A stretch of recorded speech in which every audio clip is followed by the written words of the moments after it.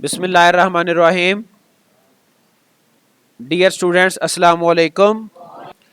कल हमने ये प्रोग्रामिंग टाइम 3.2 ये हमने पढ़ा था, तो इससे आगे अब हम चलते हैं। ये हम उसके बाद उसने ये दे दिया, ये तो बल्कि प्रोग्राम उसने वही बनाया हुआ है। ठीक है, कह रहा है जी बस यहाँ पे ये थोड़ा सा उसने जैसे हमने बनाया उससे ज़रा मुख्तलिफ बनाया हुआ है। वजाहत दी हुई है, ऊपर दी गई मिसाल में बोनस को ज़ीरो से इनिशलाइज किया गया। इनिशलाइज आपको बताया है कि इनिशलाइज जब हम किसी वेरिएबल को पहली कीमत देते हैं वो इनिशलाइज करना कहलाता है। और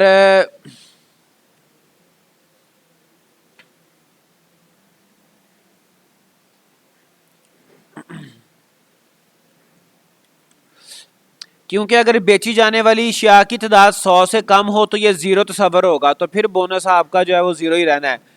इफ स्टेटमेंट के अंदर ये देखा जा सकता है कि बेची जाने वाली अशिया की तादाद 100 से ज़्यादा है। जैसे ये देखें, चेक किया हुआ ना, चेक लगाया हुआ items underscore sold greater than 100। हमने ये वैसे मिसाल कर ली हुई है, आपको मैंने समझा दी थी।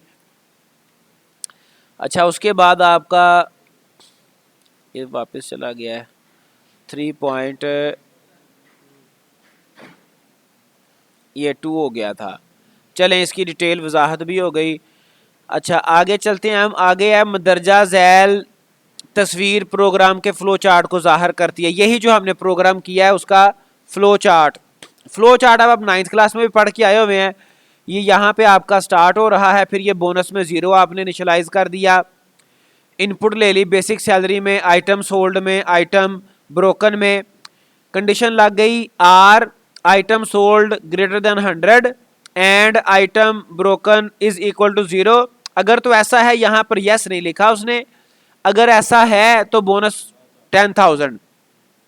उसके बाद फिर क्या है जी, अगर ऐसा नहीं है तो फिर तो बोनस जीरो है ही है ना। अगर ये कंडीशन ट्रू नहीं होती फिर तो बोनस में जीरो पड़ा हुआ है। Gross salary equal basic salary plus item sold multiplying by 8 plus bonus. ये वही उसी तरह उसी प्रोग्राम का ये जो है आपका फ्लो चार्ट है। फिर प्रिंट करवा दिया ग्रॉस सैलरी को। ऐसा प्रोग्राम लिखें जो किसी शख्स की उम्र इनपुट के तौर पर ले और स्क्रीन पर टीनेजर जाहिर करे अगर उम्र 13 से 19 साल के दरमियान हो। अब ये एक और उसने एक्टिविटी दे दी, सरगर्मी दे दी। ठीक है जी, तो हम इस प्रोग्राम को सेव एज करते हैं। इसका नाम क्या है जी, एक्टिविटी 3.1। टाइप इसकी हमें सी लैंग्वेज ही चाहिए, सी सोर्स फाइल। अच्छा, इसी को मैं सेव एज मैंने कर लिया। अब इसको मैं चेंज कर लेता हूं, बाकी सारा कुछ मैं डिलीट कर रहा हूं। और इधर मुझे जो ये क्लोजिंग करली ब्रेस भी डिलीट हो गई थी, उसको मैंने लगा लिया। अच्छा, अब मुझे क्या चाहिए, वेरिएबल एज चाहिए, एज उम्र। अब इस एज में मैंने लेनी है यूजर से इनपुट। तो यूजर से इनपुट लेने के लिए आपको पता है पहले उसे हमें एक मैसेज देना है, प्रिंट एफ। ठीक है जी, प्रिंट एफ डबल कोट्स में मैं लिखूंगा, डबल कोट्स में काइंडली एंटर योर एज। ठीक है जी, अब ये जो यूजर है वो अपनी, उसे मैसेज मिल गया कि मैंने अपनी एज एंटर करनी है। स्कैन एफ में डबल कोट्स में मैंने परसेंट यूज करना है, फॉर्मेट स्पेसिफायर जिस टाइप का वेरिएबल है इंट टाइप का तो परसेंट डी आएगा। इसके बाद मैं कॉमा लगाऊंगा डबल कोट्स के बाद, एंड साइन लगाऊंगा और वेरिएबल का नाम लिखूंगा जो एज है। इतना करने से अब एज के अंदर इनपुट आ गई। अब मैंने लगानी है कंडीशन, इफ कंडीशन।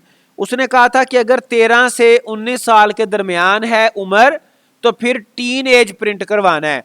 तो मैंने कंडीशन लगानी है if age is greater than लगा लें, चाहे पहले एज इज ग्रेटर देन 12, 12 से ऊपर तो फिर 13 बनेगी ना। 12 के बाद 13, टीन 13 से शुरू होता है, greater than 12 and age is less than 20। अगर 12 से ऊपर है 20 से कम है तो फिर क्या करना है, फिर मैंने प्रिंट करवा देना है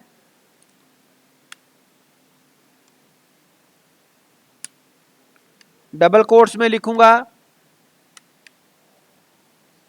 टीन एज, ठीक है, या टीन एजर। सेव किया, इसको मैंने कंपाइल एंड रन किया, तो ये आप देख सकते हैं उसने पूछा kindly enter your as.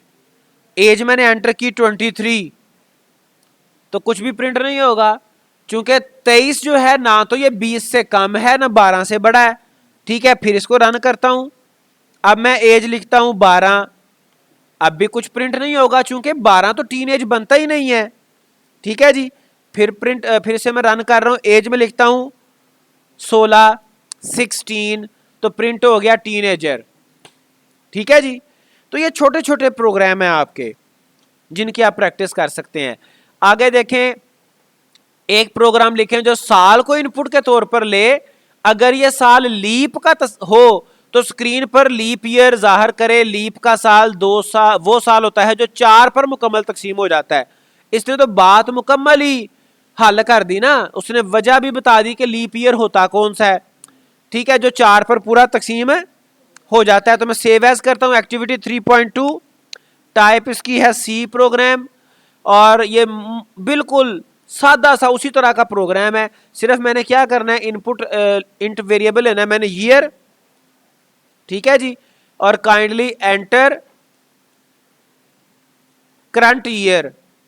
Current का मतलब होता है मौजूदा, करंट ईयर, और यहां पे स्कैन एफ में मैंने वेरिएबल का नाम चेंज किया, ईयर लिख दिया। राइट, अब मैंने एक कंडीशन लगानी है। अब देखो, उसने कहा था कि अगर 4 पे पूरा तकसीम हो जाए, मैं क्या करूंगा, इफ ईयर डिवाइडिंग बाय 4, या फिर आपको पता है इसका रिमाइंडर कैसे आता है, रिमाइंडर का साइन कौन सा है, रिमाइंडर का साइन है ये, डिवाइडिंग का साइन नहीं लगना यहां पे, अगर आपको याद हो मैंने बताया था, ये परसेंट साइन रिमाइंडर रिटर्न करता है। Year dividing by 4 is equal to 0, अगर तो इसका रिमाइंडर आ गया 0, 4 पर तकसीम करने से उसका जो बाकी बचता है वो 0 आ गया, फिर मैं यहां पे लिखूंगा current year is leap year. Right, चलो यहां पे तो उसने ये कहा ना कि इसको लीप ईयर बताएं, मैं एल्स भी लिख लेता हूं। एल्स चूंकि हमने कुछ पढ़ ली हैं चीजें, मैंने आपको पढ़ा दिया था उसके लिए, दिसंबर टेस्ट के लिए एल्स पढ़ाया था, प्रैक्टिकल हमने नहीं किया था। एल्स में क्या है जी, कि एल्स में अगर ये कंडीशन फॉल्स होती है फिर जाएगा, तो फिर मैं यहां पे प्रिंट करवा देता हूं, इसी को मैं कॉपी पेस्ट कर लेता हूं, current year is not a leap year.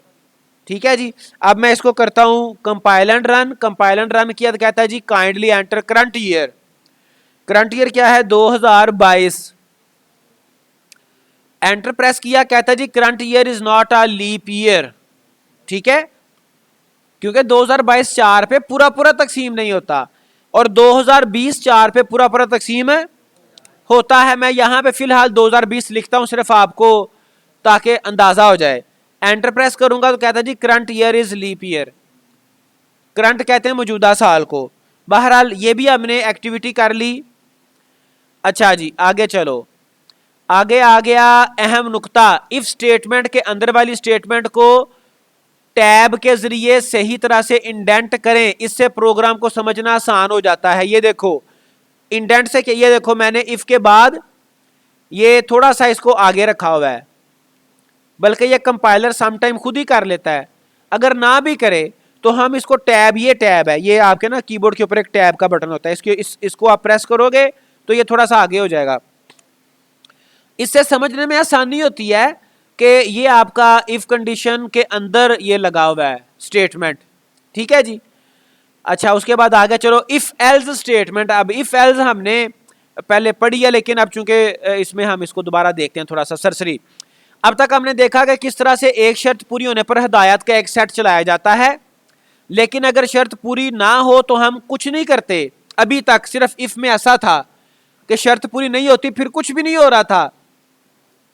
अगर हम चाहते हों कि हिदायत का एक सेट तब चले अगर शर्त पूरी हो जाए, वरना कोई दूसरा सेट चले, जैसा कि मैंने इस प्रोग्राम में अपने तौर पे हमने किया है, चूंकि हम इसको पहले पढ़ चुके थे थोड़ा सा, कोई दूसरा सेट चले तो ऐसी सूरत में हम इफ एल्स स्टेटमेंट इस्तेमाल करते हैं। इसमें अगर शर्त पूरी हो जाए तो इफ स्टेटमेंट से मंसूब करदा स्टेटमेंट्स चलती हैं, वरना एल्स स्टेटमेंट से मंसूब करदा स्टेटमेंट्स चलती हैं। एल्स का मतलब होता है की बजाय। हमारे आम रूटीन में ऐसे काम चलते हैं, मैं कहता हूं कि अगर तो आज बाहर धूप है तो हम माल्टे खाएंगे, अगर धूप नहीं है तो फिर माल्टों की बजाय चाय पिएंगे। ठीक है, बात समझ आ गई? अगर धूप है तो हम माल्टे खाएंगे, अगर धूप नहीं है तो माल्टों की बजाय। तो एल्स का मतलब यही होता है। जैसे ये देखो चीनी कट पालांगा उस्ताद अब्दुल्ला, तेरे कप में ना अब्दुल्ला चीनी कम डाल देंगे। जैसे ये देखें यहां पे इफ स्टेटमेंट का ढांचा दिखाया है, इफ कंडीशन आ गई और उसके बाद मंसूब करदा कोड। ठीक है जी, ये देखें फिर एल्स आ गया और उसका मंसूब करदा कोड। अगर शर्त पूरी हो तो इफ स्टेटमेंट से मंसूब करदा कोड चलेगा, वरना एल्स स्टेटमेंट से मंसूब करदा कोड चलेगा। इस फ्लो चार्ट से इफ एल्स स्टेटमेंट का ढांचा जाहिर होता है। स्टार्ट इफ कंडीशन अगर ट्रू है तो राइट साइड पे आएगा, अगर फॉल्स है तो लेफ्ट साइड पे आएगा। ठीक है जी, लाजमी नहीं है आप ट्रू इस साइड पे भी कर सकते हो, ये तो उसको जाहिर किया गया ना फ्लो चार्ट से। इसमें कोई ऐसा कानून नहीं है कि आपने राइट साइड पे ट्रू और लेफ्ट साइड पे फॉल्स करना है। ठीक है जी, तो ये इसका फ्लो चार्ट है। अहम नोट, मुमकिन है कि एक इफ स्टेटमेंट के साथ एल्स स्टेटमेंट ना हो, मगर एल्स स्टेटमेंट के लिए इफ स्टेटमेंट होना जरूरी है, ये बात याद रखें। जैसे ये एल्स है ना, एल्स हमेशा किसी इफ के साथ आती है, किसी इफ के। मिसाल के तौर पे मैं आपको एक तजर्बा करवाता हूं। ये देखो, ये मैंने इसको प्रिंट एफ यहां पे एक नया लगा दिया। मैं कहता हूं कि जी यहां पे मैं लिख देता हूं इफ एंड्स। ठीक है, अब एल्स और इफ के दरमियान ये एक स्टेटमेंट इजाफी आ गई है सिर्फ, हालांकि एल्स से ऊपर कहीं पे इफ लगा हुआ भी है। जब मैं इसको कंपाइल करूंगा तो एरर दे देगा। ठीक है जी, एरर क्या उसने दिया? Else without a previous if. क्या एरर है ये एरर ये है कि आपका एल्स और इफ के दरमियान कोई और स्टेटमेंट नहीं होनी चाहिए, कोई और स्टेटमेंट नहीं होनी चाहिए। मतलब कि जो एल्स है वो इफ के बगैर नहीं आ सकती, इफ एल्स के बगैर आ सकता है। तो अब मैं इसको कमेंट कर देता हूं। कमेंट आपको पता है, कमेंट को जो कंपाइलर है वो इग्नोर कर देता है। फिर अब मैं इसको कंपाइलर रन करता हूं, अब ये सही चल जाएगा। तो ये चीज याद रखें। ठीक है, क्या चीज भला याद रखनी है कि इफ एल्स के बगैर आ सकता है अकेला, लेकिन एल्स इफ के बगैर अकेला। शाबाश। एल्स कीवर्ड से पहले अगर इफ के अंदर एक से ज्यादा स्टेटमेंट्स आ रही हो तो उन्हें करली ब्रेसेस ब्लॉक के अंदर लिखना जरूरी होता है। और ये मैंने आपको वैसे पहले भी बता दिया था कि ये ब्लॉक लाजमी लिखें, चाहे आपकी एक ही स्टेटमेंट क्यों ना हो, गलती के इम्कान कम हो जाते हैं। ठीक है, एल्स कीवर्ड से पहले अगर इफ के अंदर एक से ज्यादा स्टेटमेंट्स आ रही हो, अगर एक भी हो तब भी ब्लॉक लगा लिया करें, तो ब्लॉक के अंदर लिखना जरूरी होता है, वरना कंपाइलर एरर देता है। इस तस्वर को समझने के लिए नीचे दी गई मिसाल पर गौर करें। अब ये मिसाल आ गई, अब ये हमें बार बार सारी मिसालें करने की जरूरत नहीं है, आपको मतलब समझ आ जानी चाहिए। ये देखें, इफ आ गई, इफ के अब ये भी एरर देगा प्रोग्राम। क्यों एरर देगा भला? ये इफ के बाद एक बाय डिफॉल्ट अगर आप ब्लॉक नहीं बनाते तो फिर खुद से वो इफ के बाद सिर्फ एक स्टेटमेंट को साथ मिलाता है, दूसरी स्टेटमेंट को इफ से बाहर तस्वर करता है। ये देखें, ये इफ के साथ एक स्टेटमेंट मिल गई, the variable A contains an even value. अब ये जो अगली प्रिंट एफ है ना, यहां पर समझ लें कि इफ खत्म हो गई है, इफ खत्म। अब जब आगे एल्स लगाई है तो ये कहेगा कि वही सेम एरर आएगा, एल्स विदाउट इफ। इसको मैं जल्दी से एग्जाम्पल कोड 3.3 को लिख के आपको बता देता हूं, आपको समझ आ जाएगी। इसको मैं सेव एज करता हूं, एग्जाम्पल 3.3 टाइप सी, ठीक है जी। और हम सेम इसको छापा लगा लेते हैं। ए है और उसने उसका मॉडुलस ऑपरेटर यूज़ करते हुए रिमाइंडर लिया हुआ है और contains an even number. Okay, ये वेरिएबल आपका आ गया। कोई भी हम एन ले लेते हैं, लाजमी तो नहीं है कि यही लेना है, ठीक है। और एन में हम कर लेते हैं 15। प्रिंट एफ और स्कैन एफ की ज़रूरत नहीं है। इफ़ एन मॉडुलस 2 इक्वल 0, अब ये उसने नहीं लगाई हुई थी, ठीक है जी। और यहाँ पे कहा था कोई भी स्टेटमेंट आप प्रिंट कर लो, अगर ये 2 पे पूरा पूरा तकसीम हो जाए तो प्रिंट करवाना है the variable N contains even number, ठीक है। और यहाँ पे प्रिंट एफ उसने करवा दिया नाइस जॉब, हम करवा देते हैं। नाइस जॉब मतलब अच्छा काम कर रहे हो। एल्स में हम कहते हैं कि जी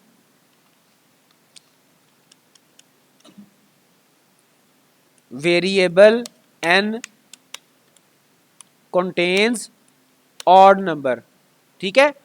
अब देखो ये उसने कहा था कि ये करली ब्रेसिस ब्लॉक बनाया करो। अभी मैंने ब्लॉक दोनों खत्म कर दिए हैं। अब इसको जब मैं कंपाइल करूंगा ना तो मुझे एरर वही आएगा, कौन सा, else without a previous if. क्यों भला? इस वजह से कि ये हम इफ के बाद 2 स्टेटमेंट्स लिखना चाह रहे हैं और बाय डिफॉल्ट कहते हैं जो कि कुछ भी ना कहा जाए, कुछ भी खुद से ना बताया जाए तो कंपाइलर उसको कैसे समझता है, ठीक है। जैसे आप ये समझ लो कि मिसाल के तौर पे आपको अगर आपके रिजल्ट वाले दिन इजाज़त हो कि जी आप घर वाले कपड़े पहन के आ सकते हैं, ठीक है, तो वो आपको खुद से बताना पड़ेगा, एक्सप्लिसिटली खुद से बताना पड़ेगा। लेकिन बाय डिफ़ॉल्ट आम तौर पे हमेशा आप यूनिफॉर्म में आते हो, ठीक है। बाय डिफ़ॉल्ट कैसे आना है? यूनिफॉर्म में, जब तक आपको कहा ना जाए, ऐसा ही है ना। तो जो काम खुद से एक मतलब अंडरस्टूड हो, जिसका पहले से ही पता हो सबको, उसके लिए हम बाय डिफ़ॉल्ट का वर्ड यूज़ करते हैं। तो बाय डिफ़ॉल्ट इफ के साथ सिर्फ एक स्टेटमेंट अटैच होती है। दूसरी स्टेटमेंट अटैच करने के लिए हमें ये करली ब्रेसेस लगानी पड़ेंगी, ये वाली, जिनको हम आम जुबान में दरमियानी ब्रैकेट कहते हैं। छोटी व दूसरी, छोटी ये वाली है, ये वाली छोटी है, ठीक है जी। तो फिर एल्स में हालांकि एक स्टेटमेंट है, लेकिन यहां पे भी मैंने आपको बताया हुआ है कि आप जो है ना लाजमी तौर पे ये करली ब्रेस यूज करें, ब्लॉक यूज करें, ताकि गलती के इम्कान कम हो जाए। अब इसको मैं कंपाइलर रन करता हूं, अब चल जाएगा। Variable N contains odd number, ठीक है। और नाइस जॉब नहीं प्रिंट हुआ, इसको मैंने गालिबन सेव नहीं किया। क्या नाइस जॉब भी साथ प्रिंट होना चाहिए था? Variable N contains odd number, else block में असल में स्टेटमेंट ही एक है, variable N contains odd number. अगर हम यहाँ पे एन में कर देते हैं 16, अब ये इफ ब्लॉक में जाएगा। अब 2 स्टेटमेंट्स हैं, इवन नंबर और नाइस जॉब, ठीक है जी। शुरू पे हमें आपको पता है नई लाइन पे अगर भेजना है तो \n हम लगा सकते हैं, तो ये नई लाइन पे प्रिंट करवा देगा, ठीक है जी।